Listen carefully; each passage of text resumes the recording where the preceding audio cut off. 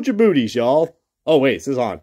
Hey, what's going on, y'all? This is OBB, the Diecast News Guy. Welcome, everybody, to another next-gen Diecast review provided from my good friends at Circle B Diecast. Make sure to use that promo code OBBYT to get $5 off the shipping on your next purchase. And without further ado, we're reviewing a diecast that I don't think no one has reviewed on YouTube yet, so I could probably be one of those people be like, hey, I reviewed it first, but I'm not. So today's going to be a diecast that I think this is actually an upgrade of a paint scheme compared to another card that I recently did a review on like a few months ago. This is on Todd Gilliland's 2022 Boot Barn Ford Mustang for, what was it, Front Row Motorsports. This is a very, very unique card. As you can see right there, this is the metal chassis version because I did pick this up at the Circle B Diecast Black Friday haul, which I know sounds like ages now, but $8.50 is probably the steal of the century for a diecast that has metal chassis and rubber, no rubber tires. And unfortunately, for what it looks like, 2023, we're still going to have no rubber tires because if you guys didn't install on Circle B, they do have the first ever 2023 diecast, which is out, which is the Chris Buescher Fifth Third Bank car. So kind of sucks. Looks like it's going to be another year. Not going to buy any metal chassis diecast unless they go on sale. But for now, we got this diecast to review. And like I said, you better hold on to your booties for this bitch because we're going to open this thing up and let's get a close look at the Todd Gilliland 2022 Boot Barn car.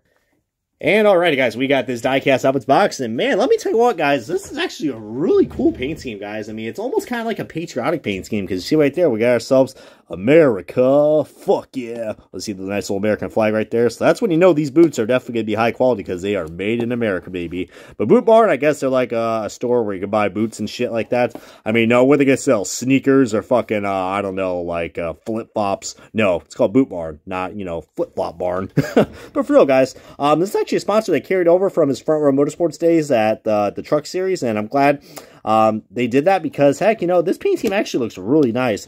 It has like a nice Saint black finish to it, like where the black is.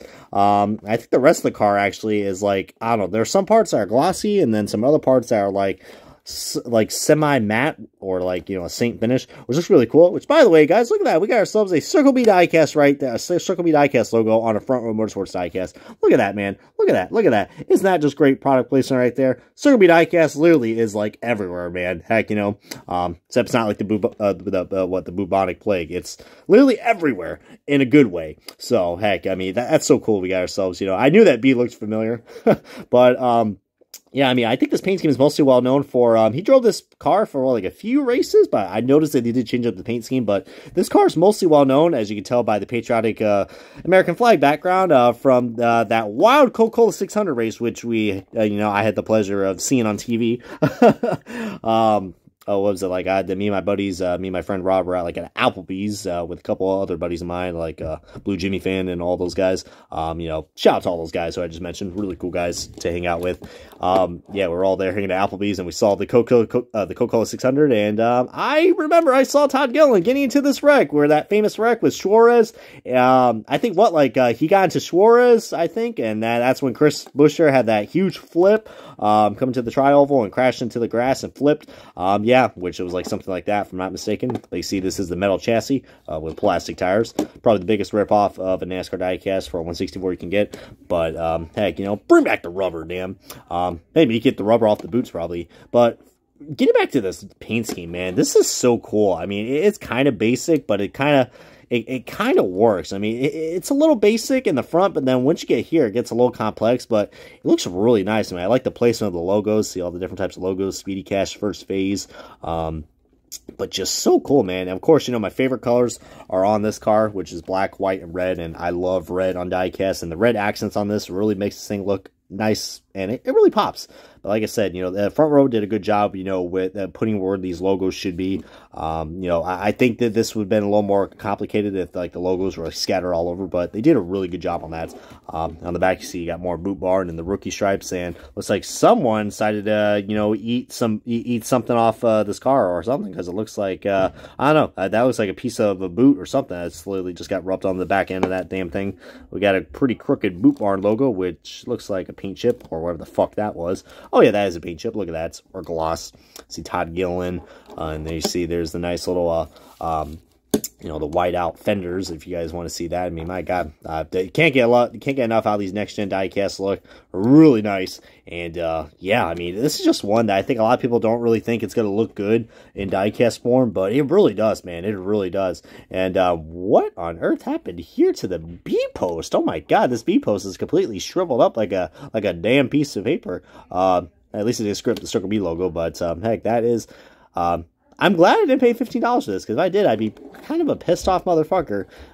Get on to my rant review, but, yeah, let's go and do the side-by-side comparison now of the Todd Gilliland diecast. I've reviewed a few, not years ago, but a few months ago, which was the first phase car.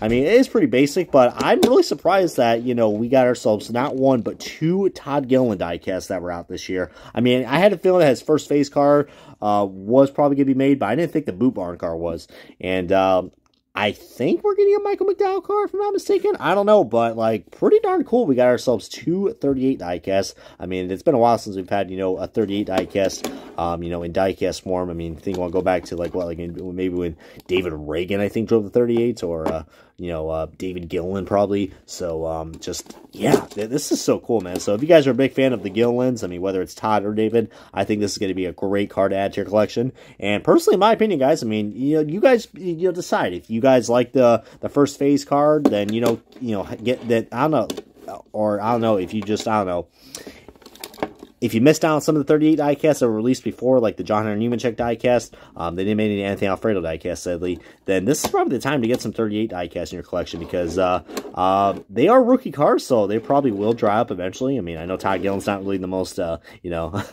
well-known or probably, you know, most talented driver in the Cup Series, but, you know, he could probably come off and become a new, be one of our new winners probably pretty soon. I mean, especially all these next gen cars are. You just don't know what the hell's going to happen. So watch out for him. Might be a good contender to probably to win the 500 this year, or at one of the super speedways. But yeah, feel free to comment below if you have anything else to share right there. This is going to wrap up the diecast review, the next gen diecast review of the Todd Gilliland 2022 Boot Barn Ford Mustang for Front Row Motorsports. Comment, subscribe, and don't be like Mr. Krabs and hold your booties, or otherwise you're going to be, I don't know, scream like a damn bubbling baboon, you know, trying to go after them boots. But that's all for now, everybody, and we'll see y'all next time on another Next Gen Review.